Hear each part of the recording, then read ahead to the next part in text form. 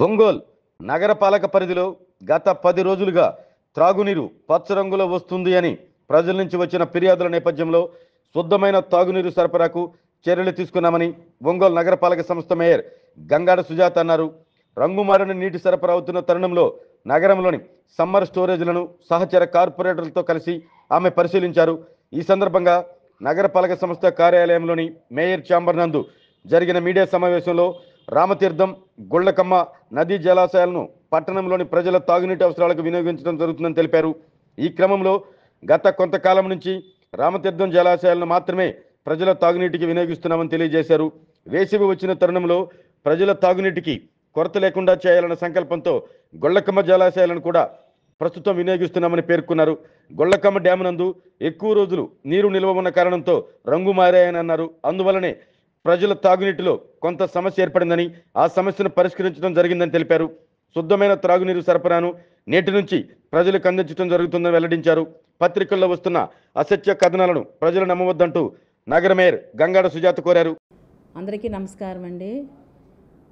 గత 10-15 రోజుల నుంచి మరి ఒంగోలు నగరంలో వాటర్ అంతా కూడా గ్రీన్ కలర్లో వస్తుందని, అలాగనే వాటర్ ఏదో వాసన వస్తుందని, కొన్ని చోట్ల సరైన సప్లై లేదని రకరకాలుగా ప్రజల నుంచి మనకి అర్జీలు రావడం జరిగింది.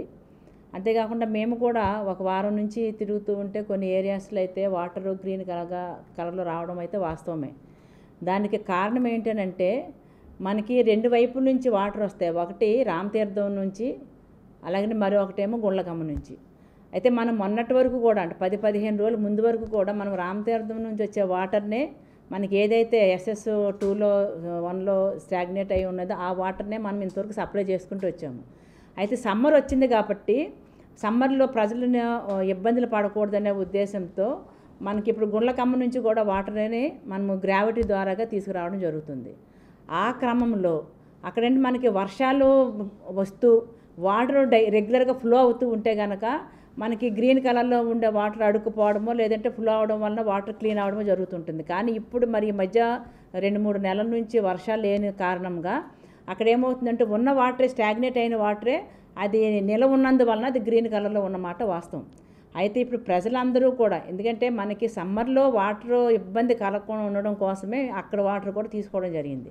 ఇక్కడ అందరూ కూడా కలర్ మారింది లేదంటే వాసన వస్తుందా అనే ఒక కారణం చేత ఇప్పుడు నిన్నటి నుంచి ఆ గుళ్లకమ్మ వాటర్ని స్టాప్ చేయడం జరిగింది.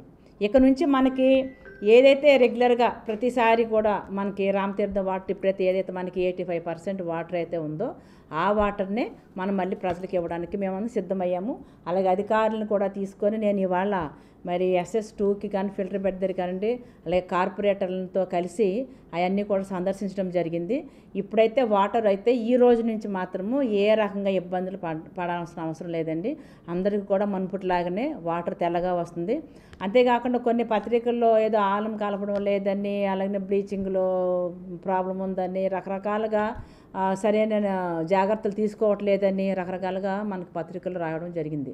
అయితే ఇవాళ నేను చూసినట్టయితే మీకు మేము వెళ్ళిన దగ్గర అంతా మీకు ఫోటోస్ కూడా షేర్ చేస్తామండి. సరిపడినంత ఆలం ఉంది, బ్లీచింగ్ ఉంది. అంతేకాకుండా వాటర్లో మనకి ఏదైనా కెమికల్ అది కలవకుండా ఉండడం కోసం లేదంటే మన ఉన్నటువంటి సూక్ష్మజీవులు చనిపోవడానికోను అలాగనే బ్లీచింగ్ కానివ్వండి, అలాగనే వైట్ సున్నం కానివ్వండి అన్నీ కూడా కలిపి తగిన మోతాదులు వేయడానికి అన్ని రకాలుగా మేము అన్నీ కూడా చెక్ చేసి వచ్చాం. కార్పొరేటర్తో కలిసి అధికారులను తీసుకుని వెళ్ళి అన్నీ కూడా చెక్ చేయడం జరిగింది. కాబట్టి పత్రికల్లో వచ్చినటువంటి వార్తలు అవాస్తవాలు, కొన్ని పత్రికలు వాళ్ళు చేసినటువంటి వార్తలు అవాస్తవాలండి. అన్నీ కూడా కేవలము మనం అంటే మొన్నటి వరకు ఏం చేశారంటే మనకి గుళ్లకమ్మ వాడు డైరెక్ట్గా మనకి ఫిల్టర్ చేయడం వలన ఆ కలర్ వచ్చింది. ఎందుకంటే ఈ నీటిలో కలపకుండా ఉన్నందువలన ఇప్పుడు ఇంకా దాన్ని స్టాప్ చేశారు. కాబట్టి ఇక ముందు అలాంటి ప్రాబ్లమ్స్ ఏమీ రాదు. ఎప్పట్లాగానే మీకు మంచిగా తెల్లగా ఉండే వాటరు అలాగనే వాసన లేని వాటరే వస్తుంది. అయితే ఈ సందర్భంగా మీడియా మిత్రుల ద్వారాగా మీడియా ముఖంగా మీకు అందరికీ ముఖ్యంగా నగర ప్రజలకు అందరికీ తెలియజేసే విషయం ఏంటంటే వాటర్ని దయచేసి కూడా మనము జాగ్రత్తగా వాడాలి. అంటే నీళ్ళు అనేది జీవనాధారం, ప్రాణాధారం, ప్రతి జీవికి అవసరమైనది వాటరే. కానీ అలాంటి వాటర్ని మనము కొన్ని చోట్ల అయితే వేస్ట్ చేస్తున్నారండి. అలాంటి వేస్ట్ చేయకుండా మనం అందరూ కూడా సక్రమంగా మనకు అవసరమైన మోతాదులో మనం వాడుకున్నట్లయితే మనము రేపు ఈ ఉన్న వాటర్ జూలై వరకు, అంటే జూలై ఫస్ట్ వారం వరకు కూడా సఫిషియెంట్గా సరిపడినంత నీరు ఉంది.